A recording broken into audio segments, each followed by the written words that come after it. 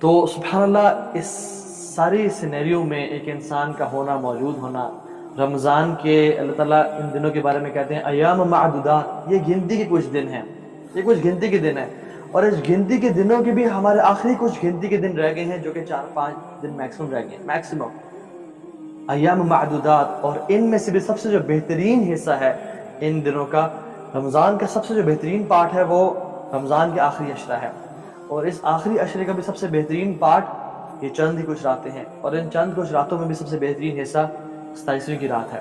انشاءاللہ ہم آج اس احادیث کے بارے میں ذکر بھی کریں گے۔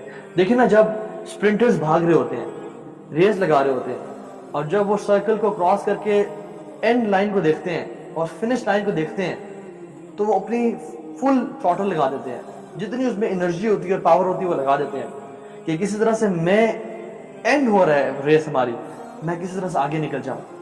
یہ رمضان کا اینڈنگ ہے، یہ رمضان میں جو نیکیوں کمانے کی ریس تھی اور اجر اکٹھے کرنے کی ریس تھی، یہ اینڈ ہونے لگا ہے۔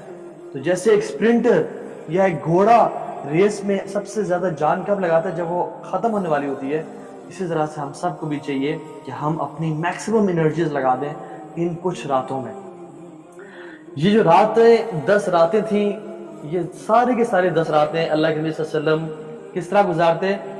شدہ معذرہ، اپنی کمر کو ٹائٹ کر لیتے کہ اب میں نے ان راتوں میں عبادت کرنی ہے۔ He used to prepare himself، احیا اللیلہ، اپنی راتوں کو جگاتے اور عبادت میں گزارتے، انقذ اہلہ، اور اپنی فیملی کو بھی جگاتے۔ باقی دنوں میں فیملی کو بے شک چھوڑ دیتے کہ وہ مرضی پڑھیں، اپنی اکیلے قیام اللیل کرتے۔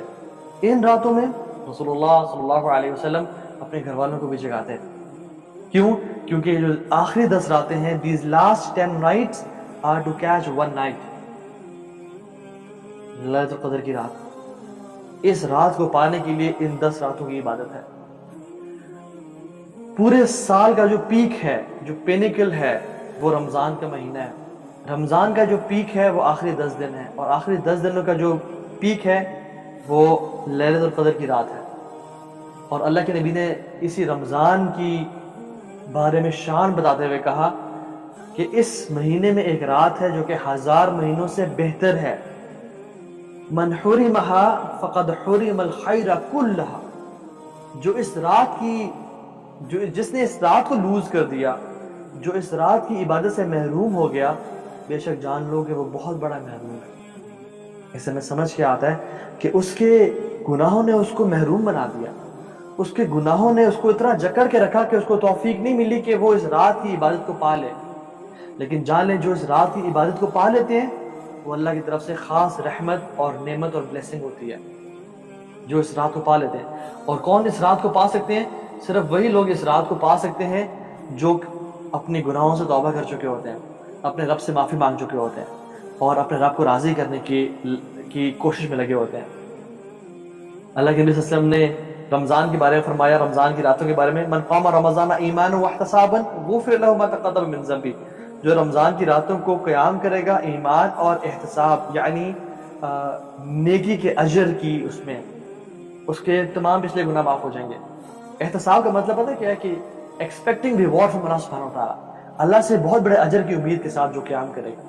اللہ کے رسول نے صیام کے بارے میں فرمایا، من صام رمضان ایمانا واحتسابا غفر له ما تقدم من ذنبه، جو رمضان کی راتوں کو روزے رکھے گا، اس رمضان کے دنوں میں روزے رکھے گا، اس کے پچھلے تمام گناہ معاف ہو جائیں گے۔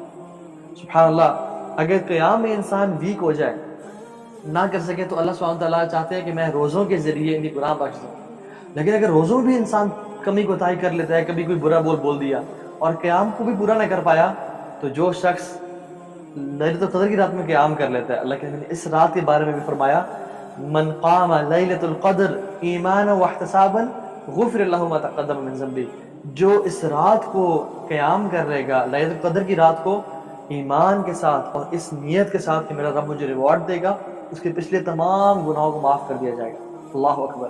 ٹھیک ہے، روزوں میں تمہاری کمی کوتاہی رہ گئی، ہمیں پتہ چلا، تمہاری قیام میں بھی کمی کوتاہی رہ گئی، لیکن لیلۃ القدر کی رات کو کبھی مس نہ کرنا۔ اس رات میں جو کھڑا ہوگا اور عبادت کرے گا اللہ تعالیٰ کی، اس کے پچھلے تمام گناہ معاف کر دیے جائیں گے۔ اللہ سبحانہ وتعالیٰ نے اس رات کی تعظیم اور قدر میں کیا کیا؟ پوری ایک سورت نازل کر دی، سورۃ القدر۔ انا انزلناہ فی لیلۃ القدر، ہم نے قرآن کو اس رات میں نازل کیا۔ وما ادراک ما لیلۃ القدر، آپ کو کیا معلوم کہ یہ رات کیسی ہے۔ اللہ سبحانہ وتعالیٰ جب کسی چیز کی بڑائی اور کبریائی بیان کرنے لگتے ہیں نا، اس کا سٹیٹس، حضرت کہتے ہیں وما ادراک ما لیلۃ القدر، تمہیں کیا معلوم کہ وہ رات کیسی ہے۔ لیلۃ القدر خیر من الف شہر، 1000 راتوں کے برابر نہیں ہے۔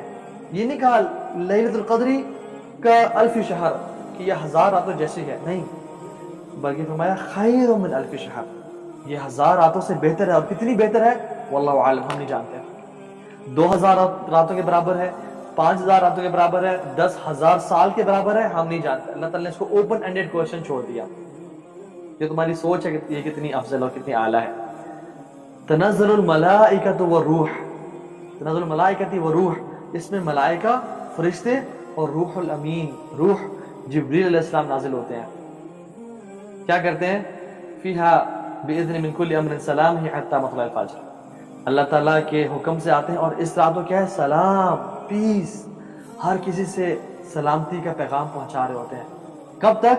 فجر کی اذان تک، فجر کے ٹائم داخل ہونے تک یہ رات ہے۔ سبحان اللہ۔ ایک دیکھیں نا، ایک حدیث میں آتا ہے اللہ کے نبی صلی اللہ علیہ وسلم کو تمام امتیں دکھائی گئیں، اور تمام امتوں کی عمریں دکھائی گئی، ان کی ایج دکھائی گئی۔ جب اللہ کے نبی صلی اللہ علیہ وسلم نے دیکھا کہ پرانی امتوں کی، بنو اسرائیل کی اور ان سے پرانی قوموں کی عمریں کتنی تھیں، لمبی لمبی عمریں، نوح علیہ السلام کی 950 سال صرف دعوت کی عمر تھی، کہ he was giving دعوت for 950 years۔ تو اللہ کے نبی صلی اللہ علیہ وسلم حیران ہو گئے، اور ان کو دکھ ہوا، اور ان کو تھوڑی سی پریشانی ہوئی کہ میری امت کی عمریں اتنی کم کیوں ہیں، کیونکہ حدیث میں کیا آتا ہے، میری امت کی جو ایوریج ایج ہوگی وہ 60 ایئرز to 70 ایئرز کے بیچ میں ہوگی۔ تو اللہ سبحانہ وتعالیٰ نے ان کے اس غم کو دور کرنے کے لیے ہمیں یہ گفٹ دے دیا کہ تم ایک رات میں جتنی عبادت کرو، یہ پورے لائف سپین 83.3 ایئرز کے برابر ہی، بلکہ اس سے بھی افضل ہے۔ یہ ایز اے گفٹ امت محمدیہ کو یہ رات اللہ تعالیٰ نے دی۔ اسی طرح سے ایک روایت میں آتا ہے کہ اس کی جگہ سیرت میں کچھ وہ ہے کلام ہے کہ صحابی فرماتے ہیں کہ بلکہ مفسر فرماتے ہیں، جب انہوں نے قرآن کی تفسیر میں لکھا، کہتے ہیں کہ اللہ سبحانہ و تعالیٰ نے جو سورہ کوثر نازل کی، وہ اللہ کے نبی صلی اللہ علیہ وسلم کو ایز اے گفٹ دی، ایز ان کو تحفہ عطا کیا۔ اِنَّا أَعْطَيْنَاكَ الْكَوْثَرَ، ہم نے آپ کو کوثر، حوض کوثر عطا کیا۔ فَصَلِّ لِرَبِّكَ وَانْحَرْ إِنَّ شَانِئَكَ هُوَ الْأَبْتَرُ، تو ہم نے ایز اے گفٹ اللہ کے نبی صلی اللہ علیہ وسلم کو انہوں نے عطا کی۔ تو اللہ کے نبی صلی اللہ علیہ وسلم کو although خوشی تو بہت ہوئی، لیکن ان کے دل میں یہ بھی تھا کہ میری امت کو بھی کچھ ملے، میری امت کو بھی کچھ نصیب ہو، اور ان کو بھی اللہ تعالیٰ کچھ گفٹ دیں۔ تو اللہ سبحانہ تعالیٰ نے اس کے بعد سورۃ القدر نازل کر دی کہ ہم آپ کی امت کو کیا گفٹ دے رہے ہیں، ایسی رات دیں گے جو کہ 83.3 ایئرز کی عبادت سے بہت بہتر ہوگی، وہ 1000 مہینوں کی عبادت سے بھی بہتر رات ہے۔ اللہ اکبر۔ یہ اللہ کے نبی صلی اللہ علیہ وسلم کا حریص علیکم بالمؤمنین رؤوف رحیم، ہمارے لیے کتنا پریشان ہوتے تھے، ہمارے لیے کتنا وہ حریص تھے کہ کسی طرح سے ان کو زیادہ کچھ مل جائے، امتی امتی، یہ ان کا ایٹیٹیوڈ تھا۔ تو اللہ کے نبی صلی اللہ علیہ وسلم کی جو پریشانی تھی، اللہ سبحانہ تعالیٰ نے اس پریشانی کو بھی دور کر دیا، ان کی امت کو یہ تحفہ دے کے کہ تمہیں یہ میں قدر کی رات دے رہا ہوں، جو کہ بہت امیزنگ رات ہے۔ قرآن اسی رات میں نازل ہوا۔ ایک جگہ پہ آتا ہے اِنَّا أَنزَلْنَاهُ فِي لَيْلَةٍ مُبَارَكَةٍ إِنَّا كُنَّا مُنذِرِينَ، ہم نے اس قرآن کو اس بابرکت رات میں نازل کیا۔